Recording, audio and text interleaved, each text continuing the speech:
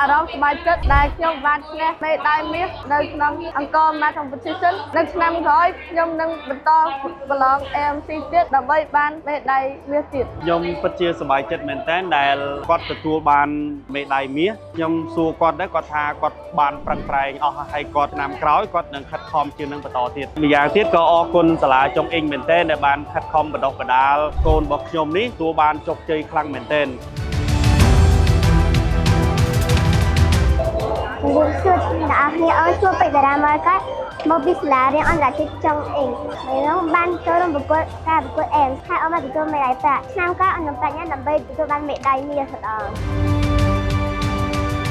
ហើយថ្ងៃនេះក៏បានចូលរួមកម្មវិធីអង្គរ Math Competition ទទួលបានមេដាយប្រាក់ខ្ញុំពិតជាមានការសប្បាយរីករាយអរគុណដល់សាលាចុងអ៊ីងដែលបានខិតខំបង្រៀនកូនរបស់ខ្ញុំបន្ថែមដើម្បីមានឱកាសបានមេដាយថ្ងៃនេះដែរចុងអ៊ីងបណ្ដុះបុត្រធីតាលោកអ្នកចេះស្ទាត់3ភាសាក្លាយជាពលរដ្ឋសកលអ្នកដឹកនាំនិងសហគ្រិនលំដាប់ពិភពលោកក្នុងថ្ងៃអនាគត